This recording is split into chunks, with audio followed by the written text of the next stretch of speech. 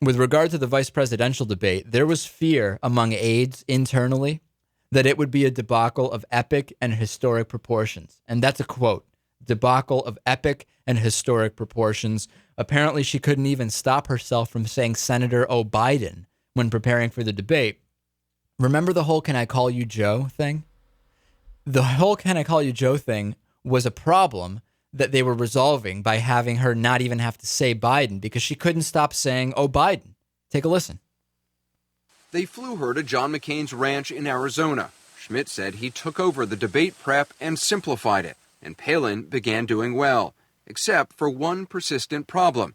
She kept confusing Joe Biden's name with Obama's, calling him OBiden. She did. She did. Over and over again. It was a verbal tic, and it was subconscious.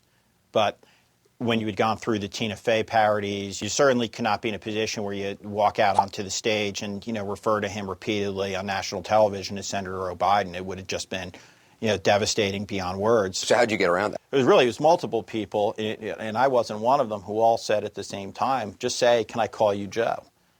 Which she did. Nice to meet you. Hey, can I call you Joe? Okay, good. Thanks. So the "Can I call you Joe," which people at the time thought was some sort of strategy, was really just a way for her to be able to say his name without messing it up. Correct. Isn't that amazing, Lewis? All this time we think that there is something about let's call him Joe to make him seem less senior. Let's call him Joe to make him seem less experienced. Let's call him Joe just because Sarah Palin's a very informal person. She couldn't stop saying Senator OBiden. That's why she asked to call him Joe. It's incredible. And it's a brilliant way to take care of the problem. Even though she did actually say Biden once. It actually did slip in there one time. Incredible, the revelations in this book. Already accusations that a lot of the information isn't true. You know what? I believe it. It's McCain's closest advisors saying these things. I believe it. There's no reason not to. There's nothing contradicting it other than Sarah Palin herself. Right. I mean, the election's over. Why would they be doing this? There's no political reason. And Sarah Palin, the big news, she's going to be a Fox News contributor. The network confirmed she would appear on their programming on a regular basis. What she will contribute, I don't know. Financial terms weren't disclosed. She won't have her own program, but she will host a series that will run from time to time on Fox News. No surprise, I guess, that Sarah Palin is getting involved with Fox News. The one thing is, in committing to a multi-year deal, is she indicating she is not going to be running for something, or maybe she's planning on leveraging her regular Fox News time for a potential 2012 campaign? I don't know. John McCain asked, how was she vetted after this came out? Because it is shocking, some of the information about how unvetted she was. He says he simply doesn't know. Take a listen. No one had interviewed her husband. No one had spoken to her political enemies. No vetters had descended on Alaska. Is it a fair assessment? I wouldn't know. How would John McCain not know? How does John McCain have no idea how Sarah Palin was vetted? Within 48 hours of Joe Lieberman turning out to just be too liberal for the nomination as vice president, John McCain has no idea how this woman was picked. It's hard to believe, isn't it? It is. Do you think he's just lying because he doesn't want to say, yes, she wasn't vetted? Or do you think that he actually doesn't know? Well, I hate to call the guy a liar. But it's hard to believe he has no idea that she wasn't vetted. Right. I agree with you. Barack Obama saying that the buck stops with him. And I'll tell you, it's not looking good. The fact that the buck stops... At this point, I think Barack Obama would be in good shape if there was someone else that the buck could stop with, that he could pass responsibility to, because he is not doing well. And here he is saying exactly that. I am less interested in passing out blame than I am in learning from and correcting these mistakes to make us safer. For ultimately, the buck stops with me. As president, I have a solemn responsibility to protect our nation and our people. And when the system fails, it is my responsibility. Okay, well, you know what? I agree with that. And at this point, he is not doing particularly well. And we've already outlined, we don't have to spend a half hour now outlining why he isn't doing well. But to sum up, healthcare, Gitmo, Afghanistan are definitely on that list. And I don't know what's going to happen with Barack Obama in the next 6 months and how it will affect the 2010 elections.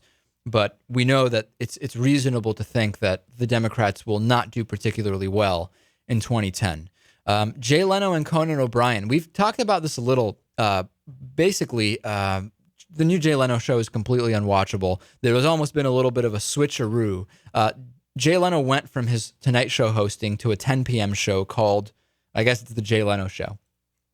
On the other hand, Conan took over the Tonight Show at 11:35. Neither did well. NBC announced the other day that the Jay Leno 10 p.m. show is going to end and that Jay is going to do a show at 11:35. So obviously the question is what happens with Conan OBrien.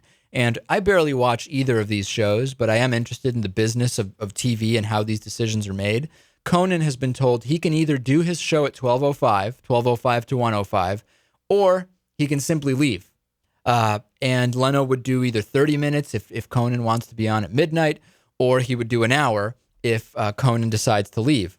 There's a bunch of stuff going on here. Number one is that Conan's contract does say he will be the host of The Tonight Show. What it doesn't say is what time The Tonight Show will air. And a lot of legal experts are saying it was a big mistake on Conan's lawyer's behalf not to say not only will he be the host of The Tonight Show, he will be on from 11:35 to 12:35 because that's when The Tonight Show is.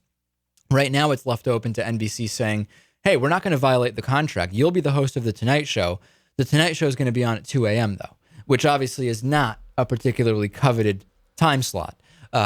Jay Leno at the same time doesn't look too great because he agreed to leave and now he's being shuffled around. I think Jay Leno would have been better off going to another network altogether. He didn't do it. The big winner here, I think, is very clear who it is, Lewis, is it not? Jay Leno? No, I think the big winner is Dave Letterman, who in the midst of all this has had the best ratings out of everybody. It's likely that Leno will go back and do the 1 hour show at 11:35, and Leno would always beat Dave in the ratings. So I don't know what will happen.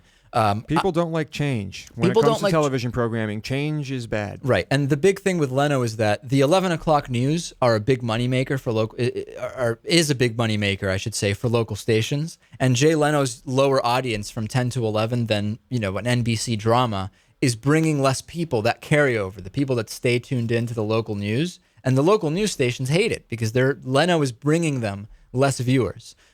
So we'll see what happens with this. Last night, I actually tuned in to see what was going on the Leno show. He does this 10 at 10 thing where he invites someone on and asks them 10 questions. He had Anderson Cooper on. He was asking tons of questions about women, which it's thought by many that Anderson Cooper is gay, even though he doesn't discuss his personal life. It gets really awkward. One of the questions was, who is the hottest CNN reporter? And it really put Anderson Cooper, to me, it seemed like he was extremely uncomfortable with this. He also asked him a story about when he covered strippers in a strip club in Florida. Again, Anderson Cooper getting uncomfortable. The new Jay Leno show is completely unwatchable. I don't know if you've seen any of it since he went on 7 months ago. Yeah, I watched a little bit of a few episodes here, and I see them like racing around in go-karts or something. It's horrible. He has the green card challenge. Yeah. It's an absolutely unwatchable show. It's incredible.